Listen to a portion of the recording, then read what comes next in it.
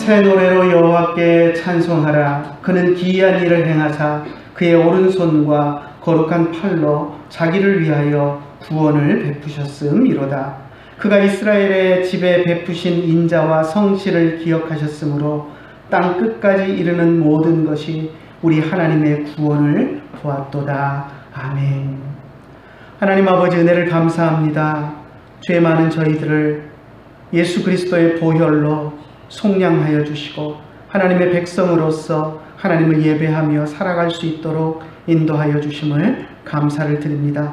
오늘도 거룩한 주의 전에 나와서 또 가정에서 온라인으로 주님 앞에 엎드리며 예배하는 주의 사랑하는 자녀들을 주님께서 이 시간 찾아와 만나 주시고 주님 앞에 우리가 드리는 이 예배가 하나님을 기쁘시게 하는 예배가 될 수 있도록 인도하여 주시옵소서. 오늘도 주님 앞에 드리는 예배를 주님께서 받아주실 줄 믿사옵고 우리 주 예수님의 이름으로 기도드리옵나이다. 아멘. 내 임금 예수 내 주여, 이 죄인이 주님 앞에 한없는 은혜 받고서 내 생명 모두 드리오니 그 풍성하시는 총을 주 내게 내려 주소서. 내 임금 예수 내 주여, 이 죄인이 주님 앞에 한없는 은혜 받고서 내 생명 모두 드리오니 그 풍성하시는 총을 주 내게 내려 주소서. 다 같이 사도신경으로 신앙 고백하겠습니다. 전능하사 천지를 만드신 하나님 아버지를 내가 믿사오며 그 외아들 우리 주 예수 그리스도를 믿사오니 이는 성령으로 잉태하사 동정녀 마리아에게 나시고 본디오 빌라도에게 고난을 받으사 십자가에 못 박혀 죽으시고 장사한 지 사흘 만에 죽은 자 가운데서 다시 살아나시며 하늘에 오르사 전능하신 하나님 우편에 앉아 계시다가 저리로서 산 자와 죽은 자를 심판하러 오시리라.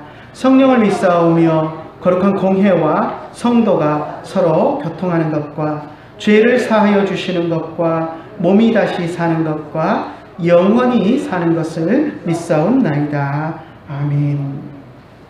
고난의 영원 편히 쉴 곳과 풍랑 이뤄도 완전한 복음 폭풍까지도 다스리시는 주의 영원한 판지에 주의 영원한 심판 함께 하사 항상 나를 붙드시니 어느 곳에 가든지 요동하지 않음은 주의 팔을 의지함이라. 하나님의 말씀 같이 나누겠습니다. 하나님의 말씀 사도행전 15장 1절부터 31절 말씀까지 보겠습니다. 어떤 사람들이 유대로부터 내려와서 형제들을 가르치되 너희가 모세의 법대로 할례를 받지 아니하면 능히 구원을 받지 못하리라 하니 바울 및 바나바와 그들 사이에 적지 아니한 다툼과 변론이 일어난지라. 형제들이 이 문제에 대하여 바울과 바나바와 및 그 중에 몇 사람을 예루살렘에 있는 사도와 장로들에게 보내기로 작정하니라. 그들이 교회의 전송을 받고 베니게와 사마리아로 다니며 이방인들이 주께 돌아온 일을 말하여 형제들을 다 크게 기쁘게 하더라. 예루살렘에 이르러 교회와 사도와 장로들에게 영접을 받고 하나님이 자기들과 함께 계셔 행하신 모든 일을 말하며 바리새파 중에 어떤 믿는 사람이 일어나 말하되 이방인에게 할례를 행하고 모세의 율법을 지키라 명하는 것이 마땅하다 하니라. 사도와 장로들이 이 일을 의논하러 모여 많은 변론이 있는 후에 베드로가 일어나 말하되 형제들아 너희도 알거니와 하나님이 이방인들로 내 입에서 복음의 말씀을 들어 믿게 하시려고 오래전부터 너희 가운데서 나를 택하시고 또 마음을 아시는 하나님이 우리에게와 같이 그들에게도 성령을 주어 증언하시고 믿음으로 그들의 마음을 깨끗이 하사 그들이나 우리나 차별하지 아니하셨느니라. 그런데 지금 너희가 어찌하여 하나님을 시험하여 우리 조상과 우리도 능히 맺지 못하던 멍에를 제자들의 목에 두려느냐. 그러나 우리는 그들이 우리와 동일하게 주 예수의 은혜로 구원받는 줄을 믿노라 하니 온 무리가 가만히 있어 바나바와 바울이 하나님께서 자기들로 말미암아 이방인 중에서 행하신 표적과 기사에 관하여 말하는 것을 듣더니 말을 마침에 야고보가 대답하여 이르되 형제들아 내 말을 들으라. 하나님이 처음으로 이방인 중에서 자기 이름을 위할 백성을 취하시려고 그들을 돌보신 것을 시므온이 말하였으니 선지자들의 말씀이 이와 일치하도다. 기록된 바 이후에 내가 돌아와서 다윗의 무너진 장막을 다시 지으며 또 그 허물어진 것을 다시 지어 일으키리니 이는 그 남은 사람들과 내 이름으로 일컬음을 받는 모든 이방인들로 주를 찾게 하려 함이라 하셨으니 즉 예로부터 이것을 알게 하시는 주의 말씀이라 함과 같으니라. 그러므로 내 의견에는 이방인 중에서 하나님께로 돌아오는 자들을 괴롭게 하지 말고 다만 우상의 더러운 것과 음행과 목매어 죽인 것과 피를 멀리하라고 편지하는 것이 옳으니 이는 예로부터 각 성에서 모세를 전하는 자가 있어 안식일마다 회당에서 그 글을 읽음이라 하더라. 이에 사도와 장로와 온 교회가 그 중에서 사람을 택하여 바울과 바나바와 함께 안디옥으로 보내기를 결정하니 곧 형제 중에 인도자인 바사바라 하는 유다와 실라더라. 그 편에 편지를 붙여 이르되 사도와 장로된 형제들은 안디옥과 수리아와 길리기아에 있는 이방인 형제들에게 문안하노라. 들은즉 우리 가운데서 어떤 사람들이 우리의 지시도 없이 나가서 말로 너희를 괴롭게 하고 마음을 혼란하게 한다 하기로 사람을 택하여 우리 주 예수 그리스도의 이름을 위하여 생명을 아끼지 아니하는 자인 우리가 사랑하는 바나바와 바울과 함께 너희에게 보내기를 만장일치로 결정하였노라. 그리하여 유다와 실라를 보내니 그들도 이 일을 말로 전하리라. 성령과 우리는 이 요긴한 것들 외에는 아무 짐도 너희에게 지우지 아니하는 것이 옳은 줄 알았노니 우상의 제물과 피와 목매어 죽인 것과 음행을 멀리할지라. 이에 스스로 삼다면 잘 되리라. 평안함을 원하노라 하였더라. 그들이 작별하고 안디옥에 내려가 무리를 모은 후에 편지를 전하니 읽고 위로한 말을 기뻐하더라. 아멘.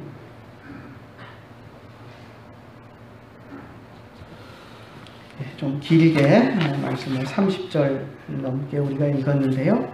읽은 말씀을 가지고 문제를 해결하는 방법이라는 제목을 붙여보았습니다. 우리가 지금까지 예루살렘 교회에서 시작된 교회가 이제 박해를 계기로 해서 여러 지역으로 흩어지면서 교회가 성장하는 모습을 보았습니다. 그 가운데서 시리아 지역의 안디옥 교회가 이방인을 중심으로 성장하는 모습을 보았고요. 우리가 지난주까지 안디옥 교회에서 선교사로 파송한 바울과 바나바가 구브로 섬을 시작으로 해서 갈라디아 여러 지역을 돌면서 많은 곳에 복음을 전하고 교회를 세우고 돌아오는 그런 모습을 보았습니다. 바울과 바나바가 이렇게 1차 선교 여행 여정을 마치고 다시 안디옥 교회로 돌아왔을 때 안디옥 교회 안에는 한 가지 혼란스러운 문제가 있었습니다. 교회의 화평을 깨트리고 분란을 일으키는 한 가지 문제가 있었는데요. 그것이 무엇이냐면 할례에 대한 논쟁이었습니다. 유대인들 가운데 예수님을 믿고 그리스도인이 된 사람들은 구약의 전통을 따라서 자기들이 지켜오던 율법과 구약의 그런 전통들을 그대로 지켜왔습니다. 왜냐하면 구약 성경에 기록된 율법을 지키는 것이 구약 성경에 예언된 메시아가 예수님이다라는 것을 받아들이는 것과 상반되거나 또 모순되는 것이 없었기 때문에 예수님을 구약 성경이 이야기하는 메시아로 인정하고 예수님을 믿으면서도 구약의 전통에 따라서 지금까지 자기들이 지켜오던 율법을 그대로 지켜왔던 것입니다. 그런데 유대인 그리스도인들이 지켰던 가장 대표적인 것 중에 하나가 할례였습니다. 그래서 유대인들로서 그들은 하나님께서 아브라함에게 명령하셨던 하나님의 백성이 되기 위해서는 모든 사람이 난 지 8일 만에 할례를 받아야 한다라고 아브라함에게 명령하셨던 그것을 지키는 것이 마땅하고 당연하다라고 생각했습니다. 그런데 우리가 잘 아는 대로 안디옥 교회는 성도의 대부분이 이방인들이었습니다. 유대 전통과는 아무런 상관없이 살다가 구약 성경도 잘 모르고 살다가 율법도 잘 모르고 살다가 예수님이 우리의 구원자시고 예수님을 믿어야 구원을 받는다라는 예수님을 통한 복음을 듣고 그 예수님을 믿게 된 사람들이었습니다. 그래서 이런 이방인 성도들은 구약의 율법과 또 유대인들이 지켜오던 그런 전통이 상당히 낯설었습니다. 그래서 그들은 구약에 있는 유대인들의 신앙 전통을 지키지 않았습니다. 그들은 사도들의 전통에 따라서 주일에 예배했기 때문에 안식일도 지키지 않았고요. 물론 할례는 더더욱 하지 않았습니다. 할례를 받아야 할 필요성도 느끼지 못했습니다. 그런데 몇몇 유대와 예루살렘으로부터 온 사람들이 안디옥 교회에 와서 성도들을 말씀으로 가르치면서 모세와 율법대로 할례를 받지 않으면 구원을 얻지 못한다라고 주장하는 사람들이 있었습니다.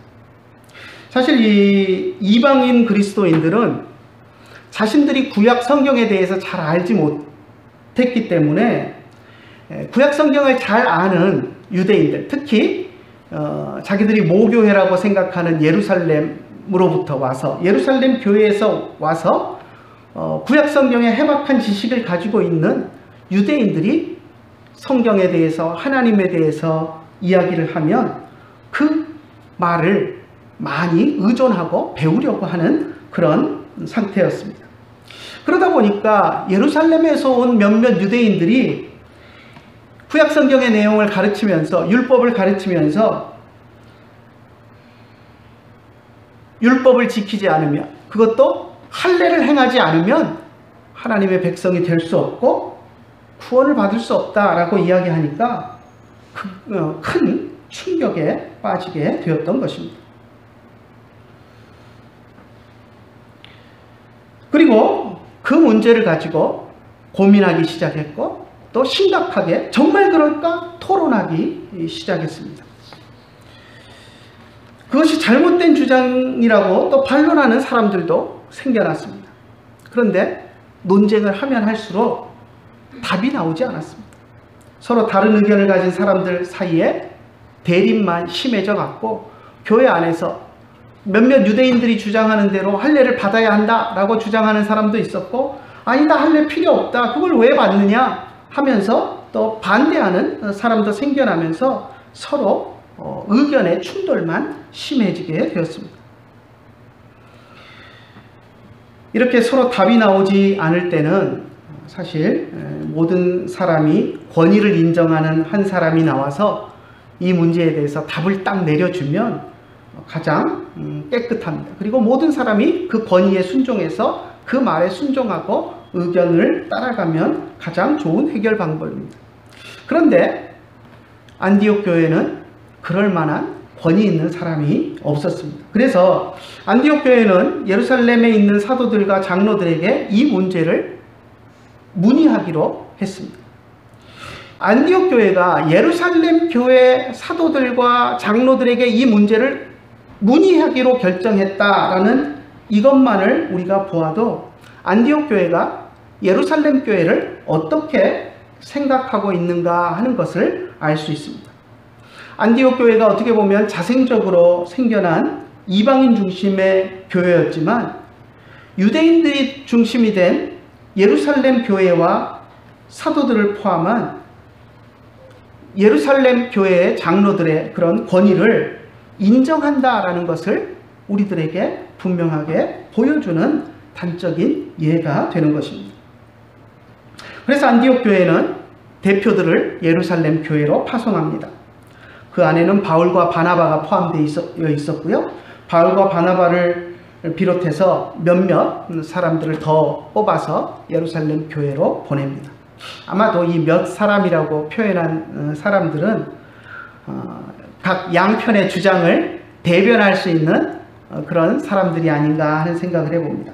할례를 받아야 한다고 주장하는 가장 강하게 주장하는 사람 가운데 대표적인 인물들, 또 할례 필요 없다, 왜 할례를 받아야 하느냐 하고 반대하는 또 대표적인 인물들을 아마 골고루 섞어서 예루살렘 교회에 파견해서 각자의 의견을 사도들 앞에 이야기할 수 있게 하고, 그리고 사도들로부터 이 문제에 대한 해결 방안을 찾으려고 노력을 했습니다. 한번 볼까요? 3절 한번 같이 읽어보겠습니다. 그들이 교회의 전송을 받고 베니게와 사마리아로 다니며 이방인들이 죽게 돌아온 일을 말하여 형제들을 다 크게 기쁘게 하더라. 예루살렘까지 가는 길에 그냥 예루살렘을 향해서 그냥 쭉 간 것이 아니라 예루살렘까지 가는 그 여정에서 여러 지역들을 거쳐서 그곳에서 형제들과 교제하면서 또 자신들이 경험했던 많은 은혜스러운 일들을 나누면서 교제하는 교제 가운데 그렇게 예루살렘으로 이동해 가는 모습을 우리가 볼 수 있습니다. 이방인들이 죽게 돌아온 일을 말했다라고 기록하고 있는데요. 먼저는 안디옥에서 많은 이방인들이 예수님을 믿은 것을 이야기하는 것으로 볼 수도 있고요. 또 얼마 전에 바울과 바나바가 갈라디아 여러 지방으로 다니면서 이방인들에게 복음을 전하고 교회를 세웠던 그 이야기들을 이야기하는 것들로도 볼 수 있습니다. 자, 이제 예루살렘에 도착해서의 사건들이 그 다음에 기록이 되어 있는데요. 자, 예루살렘에 이르러서는 바울과 바나바는 사도들과 예루살렘 앞에 안디옥 교회에 일어난 일들을 보고를 합니다. 안디옥 교회가 이방인들을 중심으로 교회가 성장했던 일들, 아마 그리고 자신들이 또 안디옥 교회 형제들이 선교사로 파송해서 갈라디아 지역으로 다녀온 일들에 대해서도 보고를 했을 것입니다. 그리고 현재 안디옥 교회 안에 문제가 되었던 이방인에게 할례를 주어야 하느냐 말아야 하느냐, 이방인이 할례를 받아야 하느냐 말아야 하느냐, 이 문제에 대해서 이야기를 하고 조언을 구했습니다.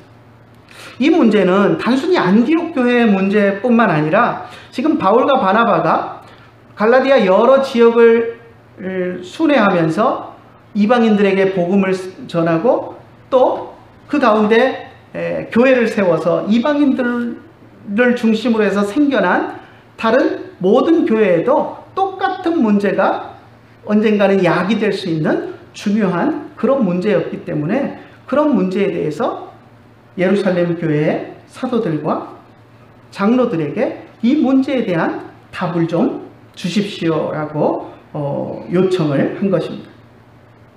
자, 그러자 예루살렘 교회 장로 가운데 바리새인 출신인 한 사람이 먼저 입을 열어서 자기의 의견을 이야기합니다. 5절 한번 같이 볼까요? 바리새파 중에 어떤 믿는 사람이 일어나 말하되 이방인에게 할례를 행하고 모세의 율법을 지키라 명하는 것이 마땅하다 하니라. 바리새파 같은 정통 유대인들 중에는 그리스도인이 된 다음에도 여전히 철저히 구약의 율법을 준수하는 사람들이 있었습니다. 이 사람도 아마 그 가운데 하나였을 텐데요. 구약 성경에 그 메시아를 하나님이 보내주신다라는 것이 예언되어 있기 때문에 그 메시아를 기다리고 있다가 이제 예수님이 메시아라는 복음을 듣고 그들이 그것을 인정했지만, 예수님이 메시아라는 것을 인정하는 것과 지금까지 자기들이 지켜오던 구약의 율법은 전혀 무관한 것이다. 예수님이 메시아라고 해서 율법을 지키지 않아도 된다는 것과는 전혀 상관이 없다라고 생각했습니다.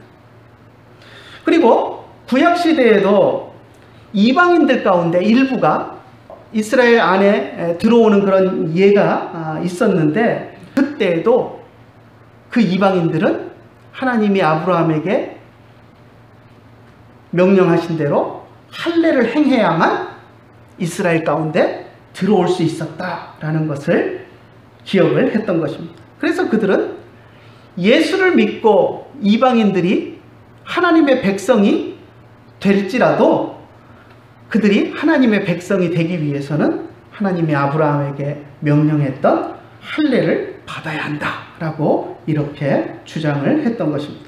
예루살렘 교회 안에 사도들과 장로들 사이에 이 문제에 대해서 많은 논란이 있었습니다. 6절 한번 볼까요? 사도와 장로들이 이 일을 의논하러 모여들어 7절 많은 변론이 있은 후에 베드로가 일어나 말하되 형제들아 너희도 알거니와 하나님이 이방인들로 내 입에서 복음의 말씀을 들어 믿게 하시려고 오래전부터 너희 가운데서 나를 택하시고. 사도와 장로들이 모여서 7절 앞에 보니까 많은 변론을 했다라고 이야기합니다. 찬성하는 쪽, 반대하는 쪽, 할례를 받아야 한다, 받지 않아야 한다, 많은 그런 논쟁들이 있었습니다. 이런 논쟁은 안디옥 교회에서 사람들이 찬반 논쟁을 했던 것과 크게 다를 것이 없었습니다.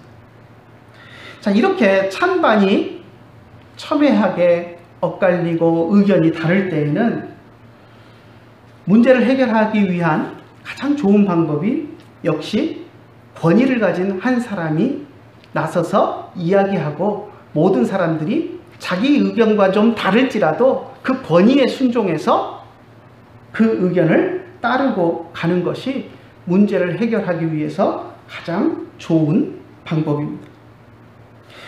오늘 우리가 읽은 본문에도 보니까 예루살렘 교회 안에 이 문제에 대한 토론이 일어났을 때에도 사도 가운데 가장 권위를 인정받는 베드로가 나서서 한마디 함으로써 이 모든 문제들이 해결되는 모습을 볼 수 있습니다. 사도들 가운데 수장인 베드로가 나서서 이야기합니다. 7절부터 보면 베드로가 한 이야기들이 나오는데요.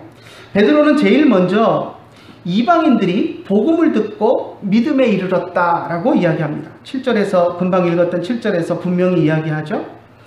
형제들아 너희도 알거니와 하나님이 이방인들로 내 입에서 복음의 말씀을 듣고 믿게 하시려고 오래전부터 너희 가운데 나를 택하셨다. 이방인들도 복음을 듣고 예수님을 믿음으로 말미암아 하나님의 백성이 되었다라는 것을 분명히 이야기했습니다. 그리고 베드로는 계속 이야기하는데요. 하나님께서 이방인들에게도 믿음을 가질 수 있도록 성령을 주셨다라고 이야기합니다. 8절 한번 볼까요? 또 마음을 아시는 하나님이 우리에게와 같이 그들에게도 성령을 주어 증언하셨다. 그들의 마음속에 성령을 주셔서 예수님을 믿게 하신 분이 하나님이시다. 하나님이 그들 가운데도 성령을 주셨다라는 것을 분명히 이야기하고 있는 것입니다. 성령이 이방인의 마음에 일하셔서 그들이 믿음을 갖게 되었다라는 것입니다. 그리고 세 번째 베드로는 하나님께서 하나님의 율법을 알지 못하는 이방인들을 하나님의 백성으로 삼으시는 데 있어서 율법을 알고 지키는 유대인들과 전혀 차별하지 않으셨다라는 것을 이야기합니다. 9절 한번 읽어볼까요?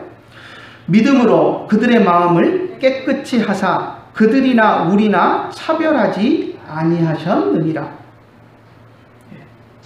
율법을 알지 못하는 이방인들이나 율법을 잘 알고 지키는 유대인들이나 하나님께서 하나님의 백성 삼으시는 일에 있어서 예수를 믿고 구원받는 일에 있어서 전혀 차별하지 않으셨다라고 이야기했습니다. 이미 이방인들 가운데 예수를 믿은 사람들은 성령을 받았고 성령의 인치심을 받아서 하나님의 백성이 되었습니다. 그것을 부인할 수 있는 사람은 아무도 없습니다. 베드로가 지금 그것을 이야기하고 있는 것입니다. 그들이 복음을 받아들였고 예수님을 믿고 하나님의 백성이 되었다. 하나님의 백성이 된 증표로 그들은 성령을 받았고 성령이 그들 가운데서 역사하고 계신다. 그들이 할례를 받지 않았지만 율법을 유대인들처럼 지키지 않지만 그들은 하나님이 하나님의 백성이 되었다는 증표로 성령을 주신 것을 그들은 이미 받았다라는 것을 이야기하고 있는 것입니다.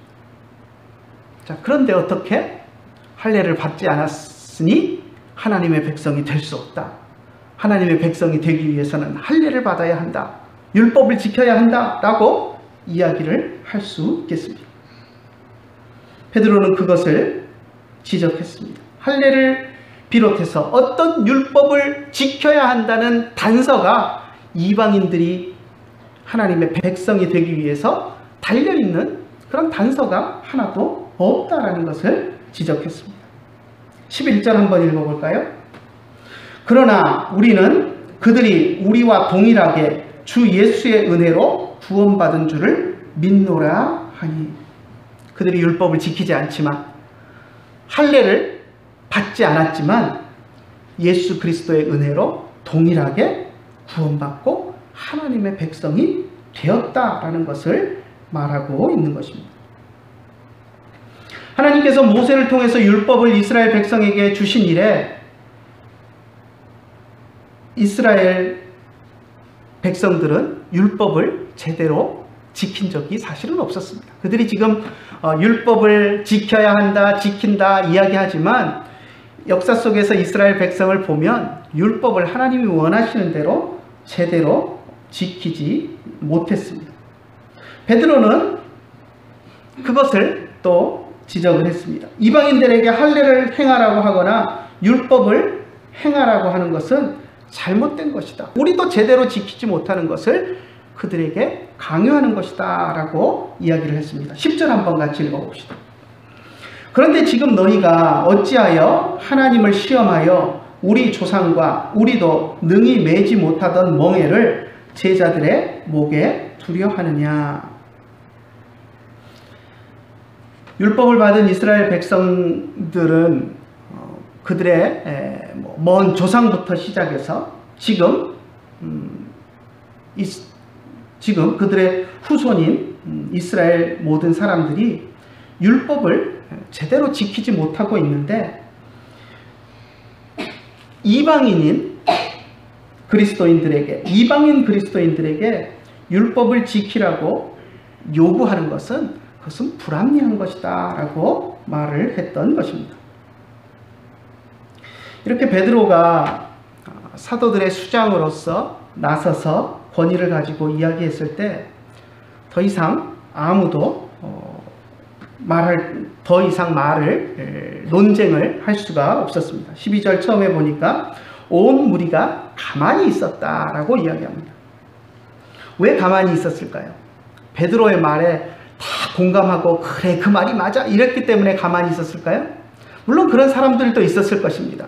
할례를 받아야 한다고 주장하다가 베드로의 말을 듣고 보니 아, 그 말이 맞겠구나 라고 수긍하는 사람도 있기는 했을 것입니다. 그런데 사람은 자기가 주장하고 있던 것을 쉽게 바꾸지 않습니다. 여러분 토론하는 걸 한번 보십시오. TV에서도 어떤 사람들이 나와서 토론하는 것들을 보면 처음 이쪽 주장 저쪽 주장 해서 토론을 하면 사실은 토론을 하다가 두 사람이 다 정상적인 생각을 갖고 있는 사람들이라면 토론을 하면서 자기가 생각했던 것이 상대방의 이야기를 들으면서 이건 내가 과하게 생각했던 거구나 하면 수정하고 바꾸고 해가지고 어떤 의견이 도출돼야 되고, 정말 토론하다 보니까 내가 생각했던 것이 잘못이구나 생각하면 아, 내가 생각을 잘못했네요 하고 돌아서기도 해야 됩니다. 그게 정상적인 토론입니다. 그런데 여러분이 지켜본 토론 가운데서 그렇게 결론이 나는 걸 지켜본 일이 있으십니까? 없을 겁니다. 분명히 우리가 생각할 때 저건 말도 안 되는 주장이다 라고 생각하는데 처음부터 끝까지 절대 변하지 않고, 아무리 증거를 갖다 대고 합리적인 이유를 갖다 대도 절대 처음 주장 바꾸지 않고 끝까지 우기는 그런 사람들을 우리가 대부분 보게 됩니다. 이 예루살렘 교회 안에 토론장 안에서도 베드로 사도가 이렇게 이야기를 하고 논리적으로 이야기해도 그래도 율법을 지키고 할례를 받아야 하는데 라고 생각하는 사람도 있었을 것입니다. 결코 그들이 논리적으로 반박할 말이 없거나 아니면 베드로 사도의 말을 100% 수용했기 때문이 아닙니다. 하지만 베드로 사도가 교회의 수장으로서 사도들의 대표로서 권위를 가지고 이 이야기를 했기 때문에 그 권위에 근거해서 아무도 말하지 않고 그 권위 아래 잠잠한 것입니다. 그 권위를 인정한 것입니다. 마치 옛날에 유대인들이 대제사장이 한마디 하면 하나님께서 대제사장에게 주셨던 그 권위 때문에 그 말에 불만이 좀 있더라도 나서지 않고 대제사장의 말에 순종했던 것과 같습니다. 바울과 바나바는 이런 베드로의 말을 듣고, 그리고 그 말에 아무도 이제 더 이상 이야기하지 않는 모습을 보면서 베드로의 말에 힘을 실어주기 위해서 자신들이 경험했던 이야기들을 이야기합니다. 이방인들에게 복음을 전할 때 하나님께서 자기들을 통하여서 이방인들에게 행하신 놀라운 일들을 이야기했습니다. 아마 1차 선교여행을 금방 다녀왔기 때문에 선교지에서 일어났던 일들, 많은 이방인들이 성령의 능력을 체험하고 하나님께로 돌아오는 그러한 이야기를 했을 것입니다. 이들의 이런 선교 보고는 베드로가 말한 것처럼 이방인들이 복음을 듣고 하나님의 은혜를 깨달았고 성령의 능력으로 하나님의 백성이 되었지, 결코 할례를 받음으로써 하나님의 백성이 되지 않았다라는 보조 증거로서 충분한 역할을 했습니다. 이제 토론의 결론은 났습니다. 이방인들이 할례를 받아야 구원을 받는다 하고 주장하는 것은 더 이상 옳지 않다라는 것이 드러났습니다. 또 이미 구원받고 하나님의 백성이 된 이방인들에게 하나님의 백성이 되기 위해서 할례를 받아야 한다라고 요구하는 것도, 또 다른 율법의 조항들을 들이밀면서 그 율법들을 지켜야만 한다, 그래야 하나님의 백성이라고 할 수 있다라고 이야기하는 것도 불합리하다라는 것이 드러났습니다. 그런데 아직도 교회 안에는 율법을 소중히 여기면서 그것을 지키는 유대인 그리스도인들이 있습니다. 근데 그들을 향해서 야, 율법 지키는 거 다 쓰잘데기 없는 짓이야, 니네 할례 받지 마, 그거 아무짝에도 쓸모없어, 할례 받는 거 무슨 의미가 있어, 할례 받지 마, 이렇게 이야기할 수 있습니까? 그동안 한평생 조상 대대로 율법을 지키고 할례를 받아오고 안식일을 목숨처럼 소중하게 지켜왔던 그들을 향해서 예수 믿었으면 끝이지, 할례도 필요 없고 안식일도 필요 없고 아무짝에도 쓸모없어, 그거 다 하지마, 멈춰, 이렇게 이야기할 수 있습니까? 없습니다. 왜? 그들이 지금까지 그것을 목숨처럼 소중히 붙잡고 살아왔는데 어떻게 단칼에 필요 없는 것이야, 너희들 그거 하는 거 잘못이야 라고 이야기를 할 수 있겠습니다. 그렇게 했을 때 유대인 그리스도인들이 받는 상처, 또 그동안 하나님이 명령하신 율법을 지키기 위해서 애쓰고 수고했던 그들의 노력을 헛되다라고 폄하해버리는 것이 되기 때문에 그것은 또 옳지 않은 일이었습니다. 그래서 그때 예루살렘 교회의 장로였던 야고보가 이 문제를 해결하기 위해서 현실적인 방안을 제시합니다. 율법 가운데 하나님의 백성으로서 살아가는데 여전히 필요한, 신앙의 건덕상 필요한 그러한 몇 가지를 지키도록 명령하고, 또 유대인 그리스도인들을 배려해서 그들이 가장 싫어하고 혐오하는 것들 가운데는 이방인 그리스도인들에게 좀 그것은 지켜줄 것을 당부하도록 하자라고 제안을 합니다. 19절과 20절 한번 같이 읽어볼까요? 그러므로 내 의견에는 이방인 중에서 하나님께로 돌아오는 자들을 괴롭게 하지 말고 다만 우상의 더러운 것과 음행과 목매어 죽인 것과 피를 멀리하라고 편지하는 것이 옳으니. 이방인들을 괴롭게 하지 말자는 겁니다. 이미 예수님을 믿고 구원받은 하나님의 백성이 된 사람들을 안식일을 지켜야 하고 할례를 받아야 하고 하면서 그들을 괴롭게 하지 말자는 겁니다. 그 대신에 몇 가지만 좀 지키게 권면하자라고 이야기를 했는데요. 우상의 더러운 것과 음행과 목매어 죽인 것과 피를 멀리하라 라고 이렇게 요약해서 이야기하고 있습니다. 자, 우상의 더러운 것 무엇일까요? 물론 이제 우상 숭배 자체를 이야기하는 것이기도 하지만 우상의 신전에 바쳐졌던 음식물을 이야기를 합니다. 우상의 더러운 것들을 피하고 멀리해라.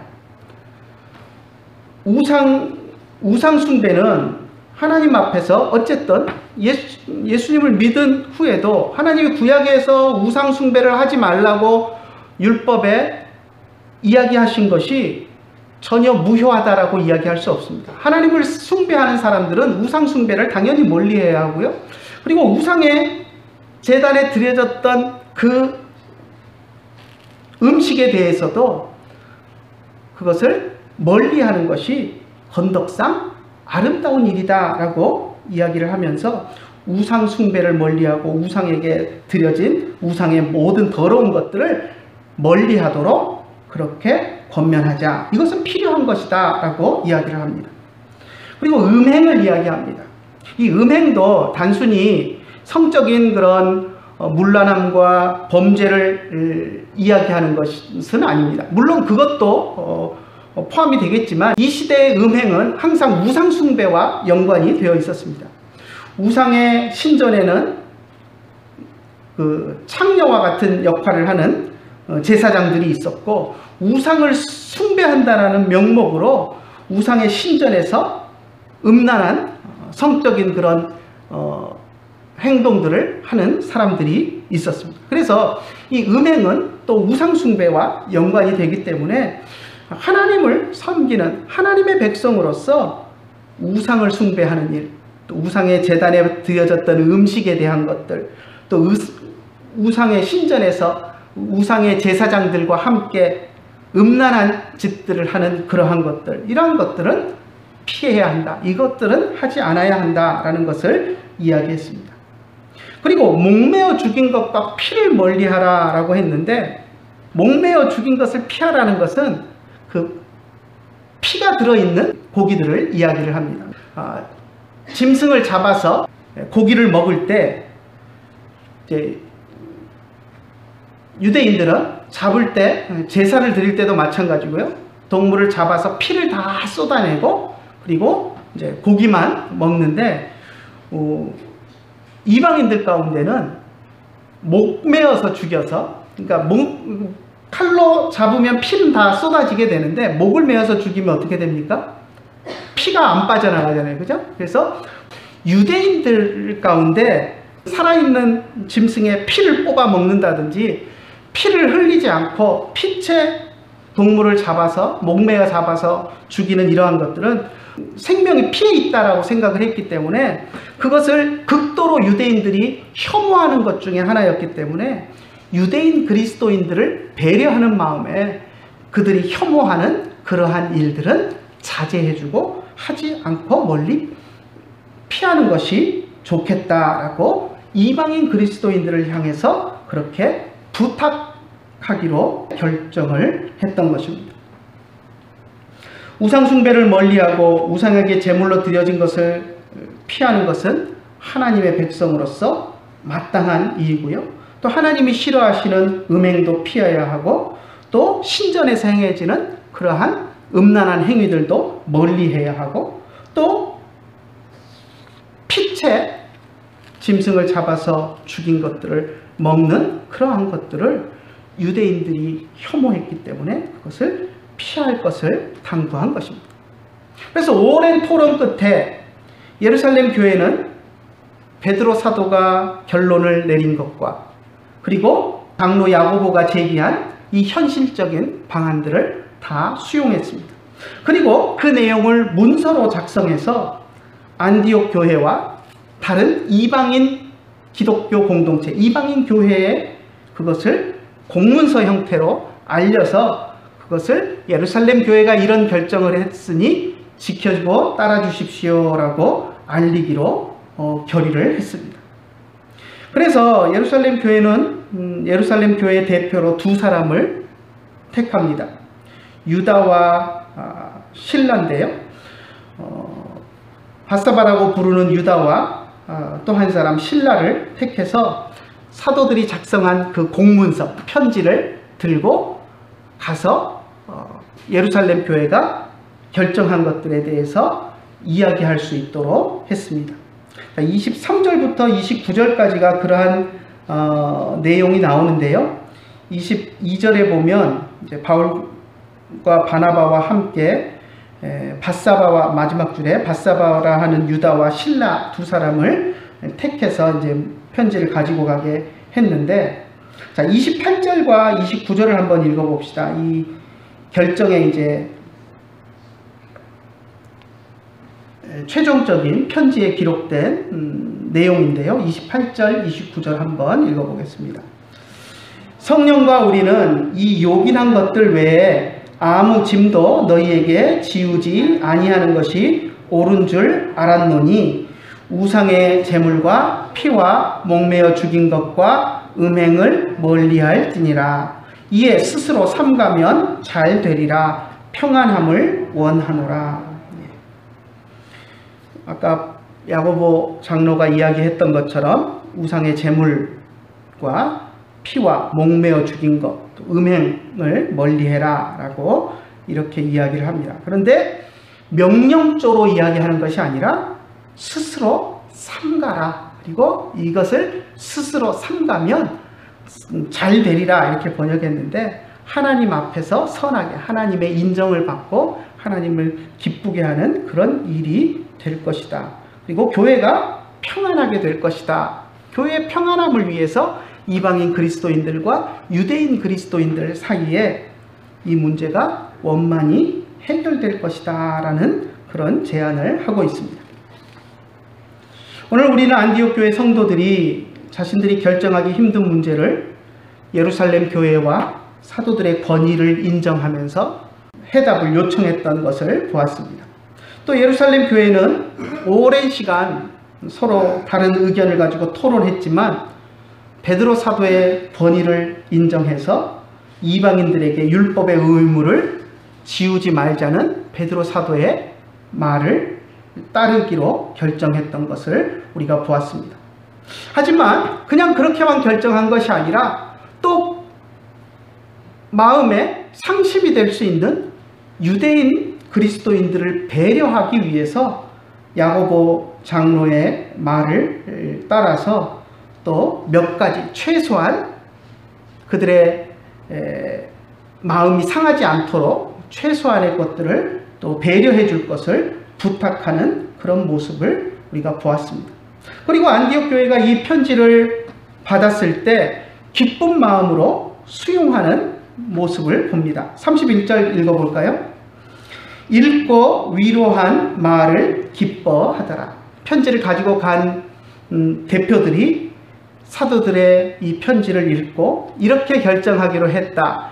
그리고 할례는 받을 필요 없고 율법을 다 지킬 필요는 없지만 또 유대인 그리스도인들을 위해서 이와 같은 배려를 해주는 것을 당부한다라고 했을 때 모두가 기뻐하면서 그것을 수용하고 또 유대인 그리스도인들을 위해서 넉넉하게 그런 부분들을 수용해 줄 것을 자기들이 결정하는 그런 모습들을 보게 됩니다. 오늘날도 교회 안에 많은 논쟁의 문제들이 발생합니다. 서로 결론이 나지 않는 팽팽한 논쟁들이 이어질 때가 많이 있습니다. 그럴 때도 우리는 예루살렘 교회가 또 안디옥 교회가 했던 모범을 본받을 필요가 있습니다. 하나님께서 교회 안에 세우신 권위자의 말에 귀를 기울이고 순종하는 것이 우리에게 필요합니다.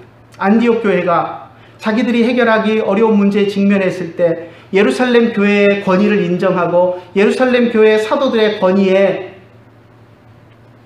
자기들이 해결하지 못하는 문제를 맡겼던 것처럼 예루살렘 교회가 또 그 문제로 오래 토론했을 때에도 사도 중에 권위를 가진 베드로가 또 이야기했을 때 그것을 수용하고 받아들이는 그러한 모습들을 우리가 본받아야 합니다.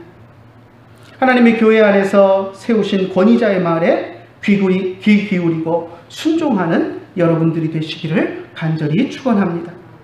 그리고 나와 다른 의견이 가진 사람을 배려하고 그들의 마음이 상하지 않도록 온유한 마음을 가지고 일해 나가는 여러분들이 되시기를 간절히 부탁을 드립니다. 상대방의 마음을 배려하고 또 이해하고 서로를 상처받지 않도록 배려해 주려는 그러한 마음들이 교회 안에 필요하다는 것을 우리가 기억해야 합니다. 그래서 잘못된 의견을 주장하는 사람일지라도 그의 마음과 또 그런 주장을 하는 그 마음까지도 넉넉하게 헤아려서 마음이 상처받지 않도록 온유한 마음을 가지고 서로 배려하고 사랑의 마음으로 대할 수 있는 우리들이 되기를 간절히 축원합니다. 기도하겠습니다. 하나님 아버지 은혜를 감사합니다. 오늘 안디옥 교회 안에 율법의 문제, 특히 할례의 문제를 가지고 문제가 생겼을 때 안디옥 교회가 예루살렘 교회와 사도들의 권위 앞에 이 문제를 내려놓았던 모습을 우리가 보았습니다. 또 사도들 역시도 이 문제에 대해서 많은 것들로 토론했지만 결국 권위를 가진 베드로의 말에 모든 사람들이 순복했고 또 유대인 그리스도인들을 배려하기 위해서 야고보가 제안한 것들을 받아들여서 서로 배려하고 사랑하는 마음으로 아름답게 모든 문제의 결론을 지어갔던 모습을 우리가 보았습니다. 하나님, 우리 안에도 이와 같은 아름다운 마음들을 가질 수 있도록 인도하여 주시고, 무엇이 옳고 그른가 내 의견만 주장하는 그러한 태도가 아니라 정말로 하나님께서 우리에게 세워주신 권위자들을 통해서 또 하나님이 분란을 제거하실 때 그 권위에 순종할 수 있는 우리들이 될 수 있도록 인도하여 주시고, 내 의견이 있더라도 권위에 순종함으로 교회의 평화를 지킬 수 있는 우리가 되게 하시고, 또 나와 다른 의견을 가진 형제들의 마음의 상처를 또 배려해서 그들을 존중하고 또 그들을 위해서 최대한 배려하는 마음을 아끼지 않는 우리들이 될 수 있도록 인도하여 주시옵소서. 그래서 우리 교회가 더욱더 성장하고 또 아름답게 성숙해 나가는 교회가 될 수 있도록 인도하여 주시옵소서. 오늘도 귀한 말씀을 주심을 감사드리며 우리 주 예수님의 이름으로 기도드리옵나이다. 아멘. 오 신실하신 주 내 아버지여, 늘 함께 계시니 두려움없네. 그 사랑 편찮고 날 지키시며 어제나 오늘이 한결같네. 오 신실하신 주, 오 신실하신 주, 날마다 자비를 베푸시며 일용할 모든 것 내려주시니 오 신실하신 주, 나의 주. 우리 평안 나눔하겠습니다. 베아타 샬롬, 우베이트카 샬롬, 베콜 아쉐르레카 샬롬. 찬송가 563장 1절만 부르고 축도함으로 예배를 마치겠습니다. 563장입니다.